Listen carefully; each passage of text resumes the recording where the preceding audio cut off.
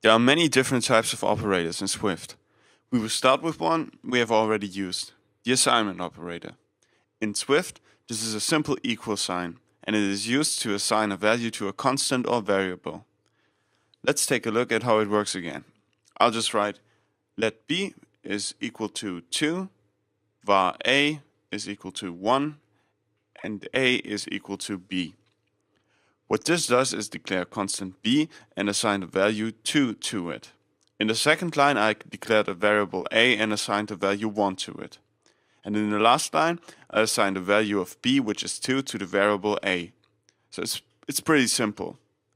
I have one little tip for you at this point. If you have to declare, say, multiple constants and don't want to write so much, you can just type let in parentheses x comma y is equal to in parentheses 1 comma 2.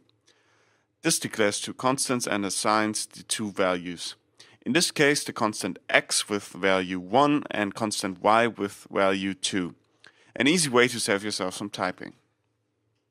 The next operators we are looking at are the arithmetic operators, which we also have already used. Those are the operators minus, plus, asterisk, and slash for subtraction, addition, multiplication, and division. If you are unsure how to use them correctly, you could have another look at the lecture where we talked about them, but it is really not that hard to understand. Something a little extra is the plus operator can also be used on strings, so we could write this. Bar added string is equal to hello plus empty quotation marks plus world, which adds a space and world to the hello string and returns hello world in the right column. A neat way of combining strings. A new operator for us is the remainder operator, written with a percentage sign. This operator returns the remainder of a division between two numbers. Let's have a look at an example to see what this is about. 9% 4 returns 1. The expression divides 9 by 4 and returns the remainder of the division. In this case, 1. Why don't you try to change the expression so it returns 2? I hope you get it right. The easiest way would be just to change the 9 to a 10. So the remainder of the division by 4 is 2.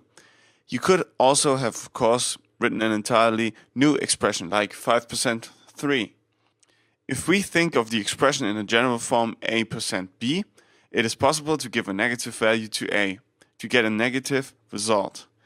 If we, for example, write minus 9% 4, we get minus 1 as a result. The sign of b, meanwhile, is ignored, so 9% 4 and 9% minus 4 will both return 1. The remainder operator in Swift can also be used with floating point numbers. You can just play around and try some expressions here to see what they will return. In the next lecture, we will continue with incrementing and decrementing operators.